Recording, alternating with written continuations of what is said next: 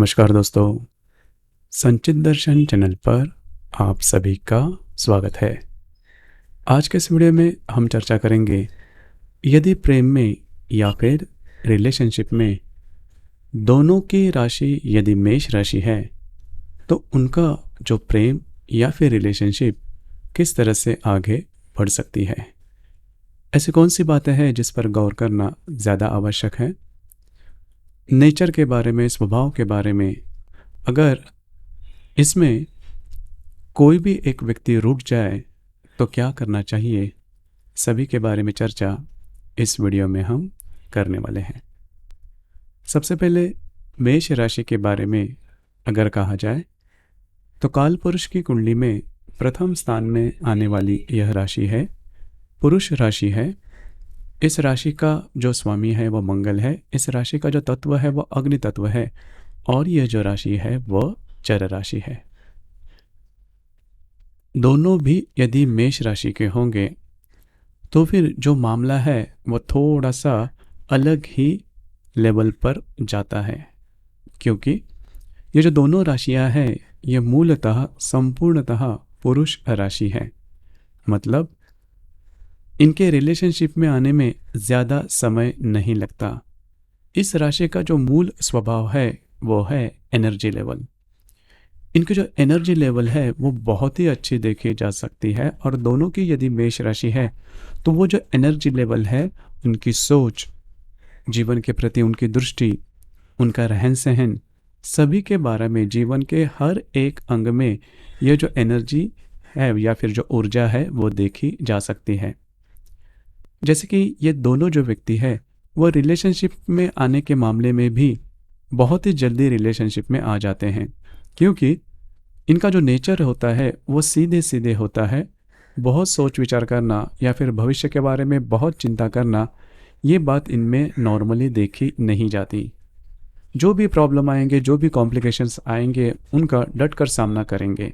मतलब कोई भी बात यदि पसंद है तो उसके लिए कुछ भी करने की तैयारी इस राशि में देखी जा सकती है। डेडिकेशन इस राशि में बहुत अच्छा देखा जा सकता है। गोल ओरिएंटेशन भी काफ़ी अच्छा देखा जा सकता है। नॉर्मली हम देखते हैं कि जो लड़कियां हैं या फिर स्त्री है वो प्रेम में हाँ करने के लिए थोड़ा समय लेती है और वह सही भी है। लेकिन मेष राशि की जो स्त्री है उनके बारे में ये बात थोड़ी अलग होती है। मतलब अगर उनको सामने वाला व्यक्ति पूरी तरह से पसंद आए तो फिर वो ज़्यादा सोच विचार नहीं करती, हाँ जल्दी भर देती है। और इसके बाद इनकी जो रिलेशनशिप है वो काफ़ी उच्चतम स्तर पर देखी जा सकती है, क्योंकि इनमें एनर्जी लेवल बहुत ही ज़्यादा देखी जा सकती है। और ये जो दोनों व्यक्ति हैं जो कि रिलेशनशिप में हैं, कभी किसी ना परिस्थिति से डरेंगे ना किसी व्यक्ति से। मतलब इन्होंने ठान ली एक बात तो ठान लेते हैं, फिर पीछे मुड़ के नहीं देखते। अब यहाँ पर कई लोगों को इनके बारे में ऐसा भी देख सकते हैं कि कई बार ये प्रेम में इतने गहराई में डूब जाते हैं कि इनके लिए बस प्रेम ही प्रेम होता है। और कभी कभार ऐसे भी देखा जाता है कि इतने जोर शोर से इनमें कॉम्प्लिकेशंस या फिर झगड़े होते हैं कि सामने वाले व्यक्ति को लग सकता है कि बस अब यही बात समाप्त हो चुकी। लेकिन इनके लिए ये बात काफ़ी नॉर्मल होती है। मतलब यदि दोनों व्यक्ति मेष राशि के होंगे तो प्रेम और ये जो प्रॉब्लम या फिर झगड़े हैं वो आम बात होती है। अब इन झगड़ों में भी अगर आप देखेंगे तो काफ़ी एक्सट्रीम लेवल पर जाके ये झगड़े करते हैं, क्योंकि दोनों की राशियाँ एक ही है। तो फिर से एक दो दिन के बाद जो मामला है वो ठंडा भी हो जाता है और वे फिर से रिलेशनशिप में नई की तरह इनकी जो रिलेशनशिप में जो एनर्जी है वो देखी जा सकती है। अब ये जो नेचर होता है दोनों को भी पता होता है। मानसिक तौर पर भी ये जो बात है वो काफ़ी ऊंचे स्तर पर आती है। लैंगिक रूप में देखा जाए तो भी ये जो बात है, क्योंकि दोनों जो व्यक्ति है, मतलब मेष राशि के दोनों जो व्यक्ति है वो काफ़ी खुले रूप के होते हैं, इन्हें फ्रीडम काफ़ी ज़्यादा पसंद आता है। तो इस तरह से इनके प्रेम में किसी भी प्रकार की सीमा नहीं होती, लिमिटेशन नहीं होती। बस जीने मरने की कस्में वो हर रोज़ खाते हैं और उसी के चलते इनका जो प्रेम है वो काफ़ी आगे बढ़ता है। अब यहाँ पर इस राशि में करीबन 3 नक्षत्र हैं, अश्विनी, भरणी और कृतिका। अश्विनी नक्षत्र के जो जातक होते हैं वो प्रेम में बहुत ही आगे होते हैं और कई दफ़ा ये काफ़ी आगे की सोच करते हैं। मतलब यदि अश्विनी नक्षत्र की स्त्री है तो वो प्रेम में आगे जाके कमिटमेंट मांगेगी, लेकिन कमिटमेंट मांगते हुए वो पॉजिटिवनेस बिल्कुल भी नहीं दिखाएगी। मतलब अगर आप कमिटमेंट नहीं भी देते तो भी आपके प्रेम के लिए खतरा नहीं है, लेकिन इनकी सोच ही थोड़ी आगे की होती है, भविष्य में ये ज़्यादा सोचती है, इसी वजह से ये बात हो सकती है। लेकिन प्रेम में पूरी तरह से फ्रीडम अश्विनी नक्षत्र जो है वो फील करता है। भरणी नक्षत्र के जो जातक हैं उनके बारे में अगर देखा जाए तो भरणी नक्षत्र के जातक, जैसे मैंने शुरुआत में कहा कि यदि प्रेम में है तो वो इतना डूब जाएंगे कि बस दिन रात प्रेम या फिर प्रेमी के बारे में सोचेंगे। और कभी कभार आपको ऐसे भी लग सकता है कि बिल्कुल भी ये रिलेशनशिप में नहीं है, तब ऐसे भी अनुभव आ सकते हैं कि इनके सोच में भी ये वो बात नहीं दिखाई देगी। तो वो बात होती है, लेकिन दिल में प्रेम का जो भाव होता है वो हमेशा होता है। हालांकि भरणी नक्षत्र का ये जो नेचर है वो करीबन हर मामले में देखा जा सकता है, करियर के मामले में भी। मतलब अगर वो काम करते हैं तो जी जान से करेंगे, 100% डेडिकेशन देंगे, अगर नहीं करते तो पूरी तरह से लेजीनेस उनमें, आलस्य उनमें देखा जा सकता है। तो ये जो बात होती है वो भरणी नक्षत्र में थोड़ी ज़्यादा देखी जा सकती है। हालांकि भरणी नक्षत्र का जो प्रेम होता है वो भी काफ़ी अच्छा देखा जा सकता है। कभी कभार भरणी नक्षत्र जो है, मतलब मेष राशि का जो भरणी नक्षत्र है, जैसे मैंने शुरुआत में कहा कि कभी अगर ये बहुत ज़्यादा इमोशनल हो जाते हैं या फिर इनकी जो भावनाएं होती है वो थोड़ी ज़्यादा प्रदीप्त हो जाती है तो बहुत जल्दी से क्रोधित हो जाते हैं और बहुत जल्दी ठंडे भी होते हुए नजर आएंगे। तो ये बात इनमें देखी जा सकती है। और भरणी नक्षत्र के जो जातक होते हैं वो रिलेशनशिप के बाद की जो बातें हैं वो सपने में ज़्यादा सोचते हैं। मतलब विवाह होने के बाद, कमिटमेंट जो विवाह को ये होती है नॉर्मली, तो विवाह होने के बाद सपने में जीना इन्हें काफ़ी ज़्यादा पसंद आता है और इसी प्रकार की बातें इनके व्यक्तित्व में भी देखी जा सकती है। कृतिका नक्षत्र के बारे में अगर देखा जाए तो मेष राशि का जो तीखापन है वो कृतिका नक्षत्र में बहुत ज़्यादा देखा जा सकता है।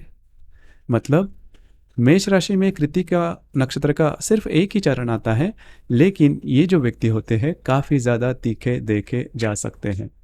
मतलब छोटी मोटी बातें भी अगर इनके अपेक्षा के विरोध में होती हैं तो वो सहन नहीं कर पाते। लेकिन यहाँ पर एक जो गुण है कृतिका नक्षत्र का बहुत ही अच्छा होता है कि अब उनके रिलेशनशिप में जो भी व्यक्ति होते हैं उनके लिए मर मिटने की जो भावना है वो इनमें होती है। और ये जो भावना है सिर्फ शब्दों में नहीं होती, प्रत्यक्ष रूप में भी इनमें वो दमखम देखा जा सकता है और थोड़े से गुस्से नेचर के देखे जा सकते हैं।